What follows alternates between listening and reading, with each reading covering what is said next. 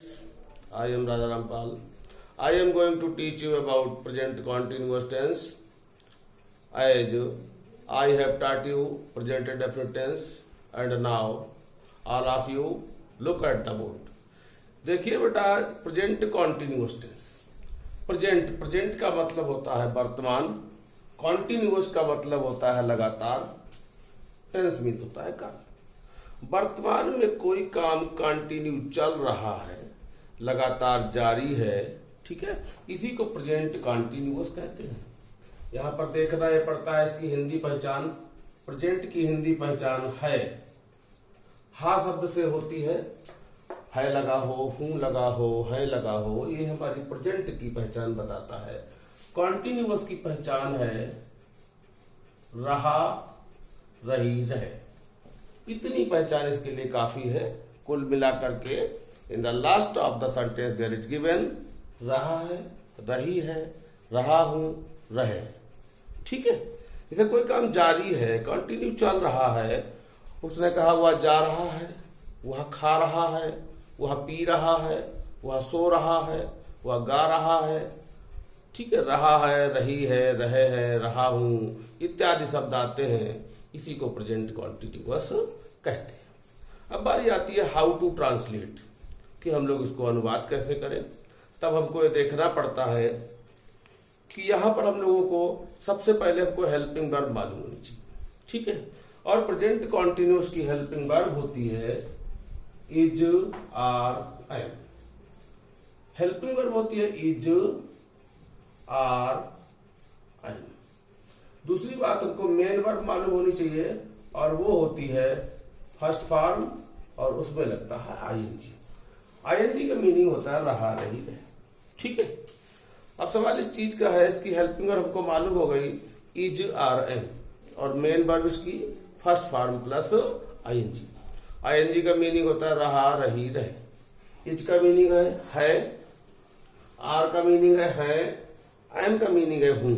ठीक है, इज का प्रयोग जो किया जाता है वो सिंगुलर सब्जेक्ट के साथ किया जाता है। सिंगुलर सब्जेक्ट्स मैं आपको पहले ही बता चुका हूं, जैसा कि he, she, it, this, that, Ram, Shyam, Sita, Gita etcetera. जो एक है वो सिंगुलर सब्जेक्ट। ठीक है, आर का प्लूरल जो होता है वो प्लूरल सब्जेक्ट के साथ होता है, और प्लूरल सब्जेक्ट है you, we, they, boys, girls, man, women, children etcetera. ठीक है, और एम का यूज जो किया जाता है वो केवल एकमात्र सब्जेक्ट है आई के साथ एम का यूज किया जाता है, आई एम। ठीक है, उसके बाद हमारा main verb first form ING लगता है, आईएनजी फॉर्म रखती है। इसी को आईएनजी का मीनिंग होता है रहा, रही, रहे। ठीक है, इतना आपको क्लियर हो गया। दो तीन शब्द याद करने, एक तो हिंदी पहचान रहा है, रही है, रहा हूं, रहे हैं। उसके बाद हेल्पिंग वर्ब आपको लर्न करनी है, और देन आपको फिर मेन वर्ब इसकी लर्न करनी है फर्स्ट फॉर्म प्लस आईएनजी। आपका कंप्लीट हो जाएगा प्रेजेंट कॉन्टिन्यूअस टेंस। ठीक है, अब एग्जाम्पल देख लीजिए। जैसे मैं तुम्हें पढ़ा रहा हूं। मैं के लिए आई, हूं शब्द हमको यहां मिलेगा आई एम। ठीक है, आई एम, पढ़ा रहा मेन वर्ब टीचिंग, तुम्हें हमारा ऑब्जेक्ट है यू। सबसे पहले आपको ये चीजें पहचानना बहुत जरूरी है। मैं तुम्हें पढ़ा रहा, सब्जेक्ट सबसे पहले आता है। सब्जेक्ट कौन होता है, कौन या किसने लगा करके आपको मिलेगा, कौन तुम्हें पढ़ा रहा है, सब्जेक्ट मिल गया मैं, आई। उसके बाद हेल्पिंग वर्ब हमारी बात के लास्ट में होती है हूं के लिए एम, पढ़ा रहा के लिए टीचिंग, तुम्हें के लिए यू हमारा ऑब्जेक्ट। ठीक है, देखिए उसी तरीके से हमारा जब सिंगुलर होता है, वह एक पात्र लिख रहा है, वह के लिए ही के साथ ई जाएगा, लिख रहा के लिए राइटिंग ए लेटर। ठीक है, वह एक पत्र लिख रहा है। ही हमारा सिंगुलर है, इज लगा, आईएनजी फॉर्म लगी और ऑब्जेक्ट लगा। इसी तरीके से हमारा प्लूरल होता है, बे मैदान में दौड़ रहे हैं। तो बे के लिए दे, ठीक है ना। है के लिए आर, दे आर। दौड़ रहे के लिए रनिंग, RUNNING, रनिंग। मैदान में इन द फील्ड। एक चीज और बता दूं, यहां पर डबल एन हुआ है। डबल एन तब होता है, कोई भी कॉन्सोनेंट डबल कब होता है, जब लास्ट लेटर कॉन्सोनेंट हो और उससे पहले एक वॉवेल हो। जैसे रन है, RUN फर्स्ट फॉर्म है, इसका लास्ट डबल हो जाएगा जब आईएनजी ऐड होगा, क्योंकि लास्ट लेटर एन है, उससे पहले एक वॉवेल है। दो वॉवेल नहीं होने चाहिए, एक वॉवेल होना चाहिए, लास्ट लेटर कॉन्सिनेंट होना चाहिए और उसके बाद में ई भी ना लगा हो। जैसे कम होता है, COME कम, लास्ट में ई होता है, इसलिए एम डबल नहीं होगा आईएनजी जोड़ते समय, बल्कि ई हट जाता है और आईएनजी उसमें ऐड हो जाता है। रन में क्या है, लास्ट लेटर कॉन्सोनेंट है, उससे पहले वन वॉवेल है, इसलिए आईएनजी जोड़ते समय लास्ट लेटर डबल हो जाएगा। रनिंग हो गया, पुटिंग हो गया, कटिंग हो गया, ठीक है। इस तरीके से they are running in the field. अब मैं बात करता हूं आप लोगों से निगेटिव सेंटेंस की। तो देखिए,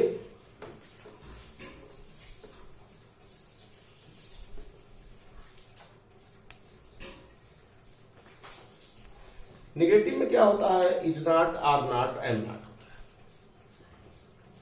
ठीक है। बस इतना ही काफी है, इज नॉट, आर नॉट,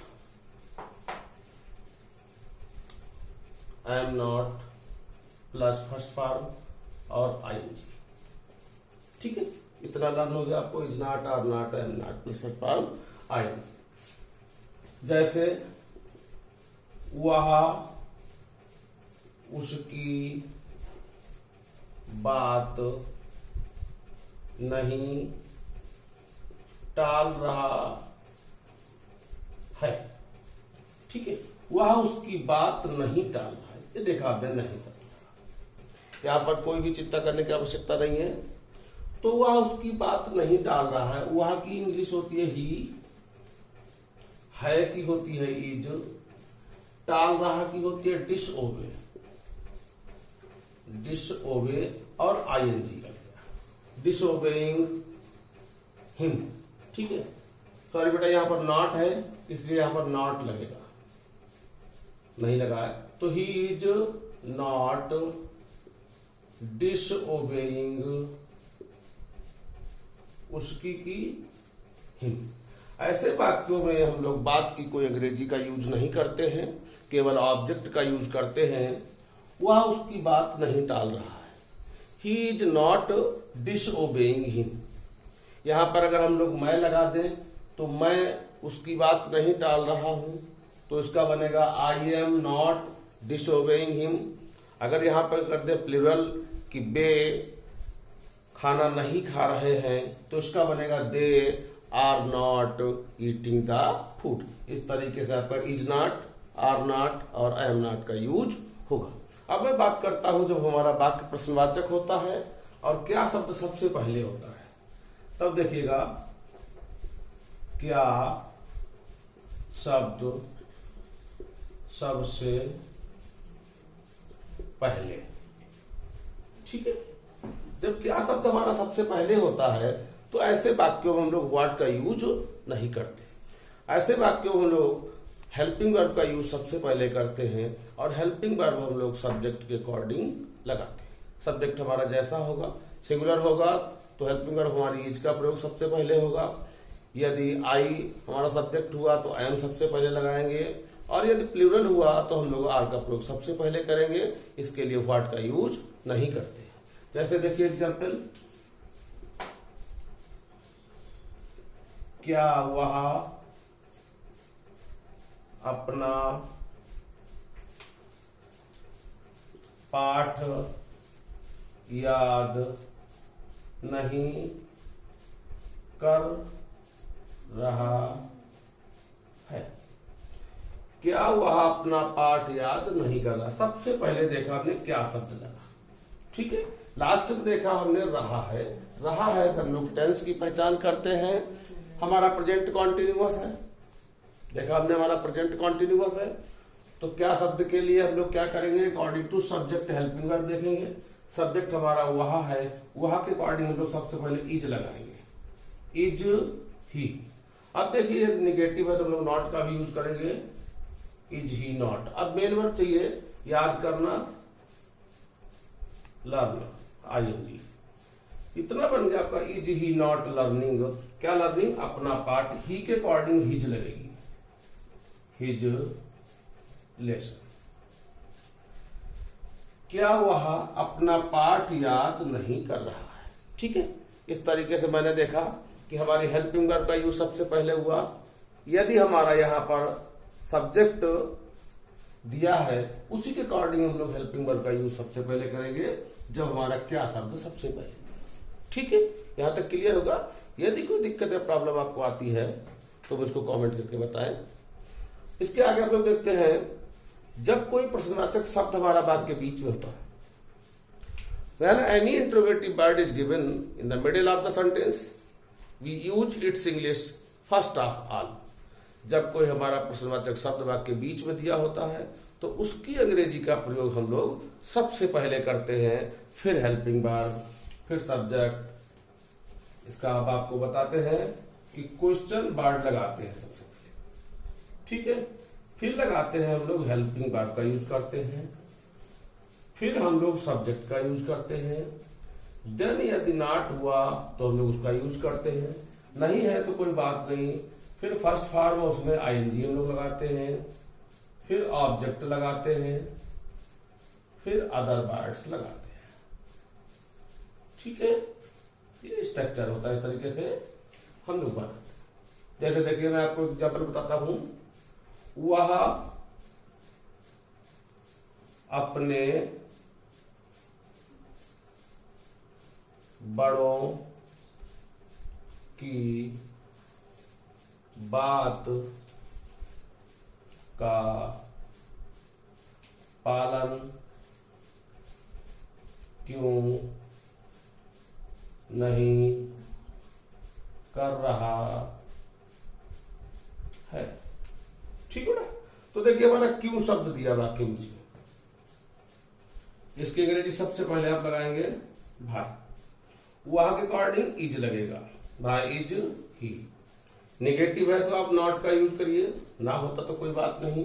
उसके बाद है आज्ञा का पालन, बात का पालन करना, तो ओबेइंग, भाई is he not obeying. Obeying किसकी ओबेइंग, अपने बड़ों, अपने की अंग्रेजी हिज लगेगी, ही के अकॉर्डिंग हिज एल्डर्स, इंटरोगेटिव, ठीक है। इस तरीके से हमारा ये हो गया जब हमारा कोई इंटरोगेटिव वर्ड वाक्य के बीच में दिया होता है, ठीक है। अब मैं आपको एक बताता हूं कि कौन या किसने वाला बचा है, उसको मैं बताता हूं आपको।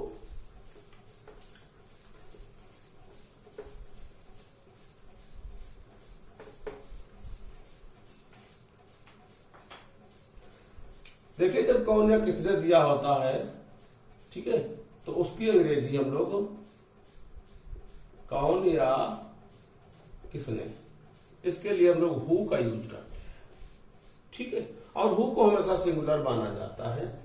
जैसे तुम्हें आज अंग्रेजी कौन पढ़ा रहा है। कौन, कौन या किसने शब्द हमारा दिया होता है उसके लिए लोग सबसे पहले हु का यूज करते हैं। हु को हमेशा सिंगुलर, हु इज, इसमें सब्जेक्ट तो होता ही नहीं इसलिए तुरंत main verb, who is teaching you English today. यहां पर हमारे दो सब्जेक्ट हैं, इनको हम लोग ट्रांसफर करके भी लिख सकते हैं, ठीक है। इसको हम लोग ऐसे भी लिख सकते हैं, देखिए ये भी तरीका है, who is teaching English to you today, ये ध्यान रखिएगा। इस तरीके से हम लोग इसको बना सकते हैं।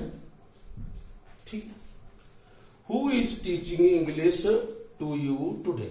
ये दो ऑब्जेक्ट होते हैं तो इनको हम लोग इधर उधर रख सकते हैं। जैसे यहाँ पर हमारा इनडायरेक्ट ऑब्जेक्ट पहले है, डायरेक्ट ऑब्जेक्ट बाद में है, तो टू नहीं लगेगा। यदि हम लोग डायरेक्ट ऑब्जेक्ट को पहले लाएंगे, इनडायरेक्ट ऑब्जेक्ट को बाद में ले जाएंगे, तो इनडायरेक्ट ऑब्जेक्ट से पहले हमको टू लगाना पड़ेगा। ठीक है, इस तरीके से हमारा प्रेजेंट कॉन्टिन्यूअस टेंस कंप्लीट हुआ और नेक्स्ट वीडियो में मैं आपको प्रेजेंट परफेक्ट टेंस पढ़ाऊंगा।